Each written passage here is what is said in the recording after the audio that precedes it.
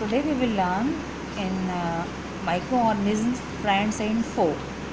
आज हम लोग देखेंगे कि how microorganisms are friend to us, कैसे वो हमारे लिए हमारे दोस्त होते हैं, how they are important to us.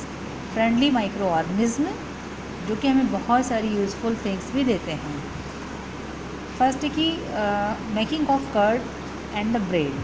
As we know curd जो होता है it is made from the milk.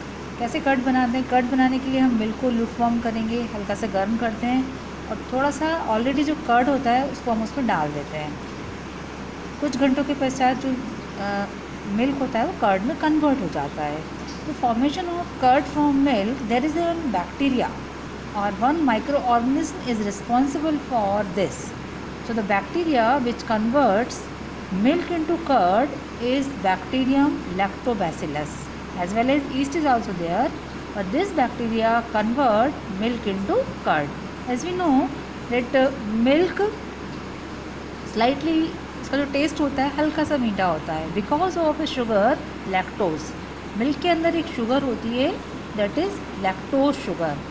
when milk is converted into curd by the lactobacillus bacteria, this lactose sugar converted into lactic acid. That's why the taste of curd is sour. अगर हम curd को काफ़ी समय तक बाहर रखा रहने देते हैं, फ्रिज से बाहर छोड़ देते हैं तो ये बहुत खट्टा हो जाता है.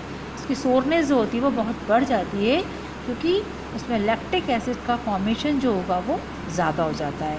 So this is the one use of microorganism to make curd.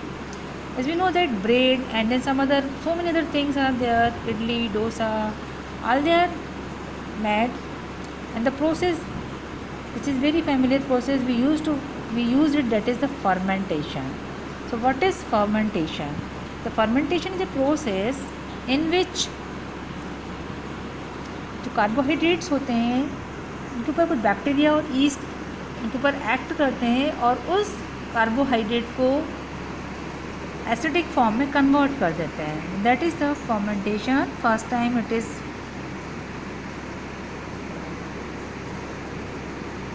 Use to most proudly use to make the alcohol salt.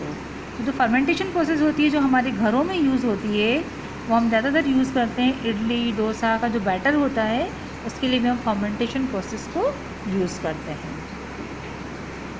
अब इसके बाद एक कमर्शियल यूज़ है माइक्रो ऑर्गेनिज्म का, making alcohol and vinegar. It is a commercial use. The process is use their, that is also again fermentation. यहाँ पर भी fermentation use होती है. अल्कोहल और विनेगर इनको बनाने के लिए जो रॉ मटेरियल जो यूज़ होता है अल्कोहल बनाने के लिए यूज़ होता है शुगर सोल्यूशन. शुगर सोल्यूशन पर ईस्ट एक्ट करता है and then sugar solution is converted into alcohol. Like this some natural sugars containing materials होते हैं बहुत सारे, barley, wheat, rice and various kind of fruit juices, all they have natural sugar. They are also used to make alcohol and wine. इनका use भी alcohol और wine बनाने के लिए किया जाता है. और इसमें जो माइक्रो ऑर्गेनिज्म यूज़ होता है वो है ईस्ट. ईस्ट जो होता है शुगर या नेचुरल शुगर वाले जो कंटेनिंग सब्सटेंसेस होते हैं उनको कन्वर्ट कर देता है. ऑल ऑफ यू सभी लोगों ने विनेगर के बारे में सुना है. कॉमनली विनेगर इसका कॉमन नेम है. It is also acetic acid. इसको बनाने के लिए भी किसका यूज़ होता है? ईस्ट का यूज़ होता है. और इसके लिए जो मटेरियल यूज़ होता है जो it is also made from the sugar solution. तो these are the most common uses of microorganism, that making curd and bread, and second is the making alcohol and vinegar. Third use of microorganism is making antibiotics. Antibiotics आपने सुना होगा जब कभी हम बीमार पड़ते हैं, कोई माइक्रोबियल इन्फेक्शन हो जाता है हमको, डॉक्टर्स हमें एंटीबायोटिक्स देते हैं कुछ. तो ये एंटीबायोटिक्स क्या होते हैं, ये कहाँ से बनते हैं, कैसे बनाए जाते हैं, किसने इसकी खोज करी थी? सबसे पहला जो एंटीबायोटिक बनाया गया था वो बनाया था पेनिसिलिन बना था, फर्स्ट एंटीबायोटिक जिसकी एक्सीडेंटल डिस्कवरी हुई थी. And it is made by Alexander Fleming ने इसको बनाया था फर्स्ट टाइम. तो ये जो एंटीबायोटिक्स होते हैं, तो एक्चुअली ये काइंड ऑफ केमिकल सब्सटेंसेस होते हैं, those are made from the microorganism. Microorganism इनको बनाता है और इनका यूज़ किया जाता है टू किल द पैथोजेंस। उनका मेन काम होता है कि ये बीमारी फैलाने वाले जो पैथोजेंस होते हैं, माइक्रो ऑर्गेनिज्म जो होते हैं, उनको ये किल कर देते हैं। पेनिसिलिन की खोज कैसे हुई थी? Once he was doing one experiment. वो एक पैथोजन को उन्होंने, एक बैक्टीरिया था, उनको एक पैट्री डिश में उन्होंने इसको ग्रो कराया, इसको उगाया हुआ था, उसको कल्चर करी हुई थी। बीमारी फैलाने वाला एक बैक्टीरिया था जिसको पैट्री डिश में उन्होंने ग्रो कराया था, और वो एक्सपेरिमेंट अधूरा छोड़कर उसको चले गए थे। जब वो नेक्स्ट डे वापस आए तो उन्होंने देखा कि इस पूरी डिश के ऊपर ग्रीन कलर का लेयर उगा हुआ था, और जो बैक्टीरिया उन्होंने कल्चर कराए थे वो मर गए थे। देन उन्होंने सोचा कि कैसे मरे, क्या कारण है, तो उन्होंने देखा जो ग्रीन कलर की जो लेयर थी उसका एक्सट्रैक्ट निकाला उन्होंने बाहर निकाल कर, और जो दूसरे बैक्टीरिया थे उसके सैंपल के ऊपर उन्होंने वो जूस फिर से डाला। तो उन्होंने फिर देखा कि वो जो बैक्टीरिया थे, जो बीमारी फैलाने वाले हार्मफुल बैक्टीरिया थे, वो फिर से मर जाते हैं।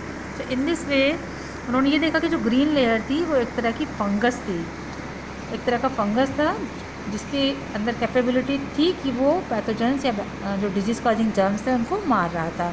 तो इस तरह से पेनिसिलिन की खोज हुई और दूसरे एंटीबायोटिक्स खोजे गए। तो antibiotics are chemicals which are used to kill the disease causing germs. They are made from bacteria or fungi.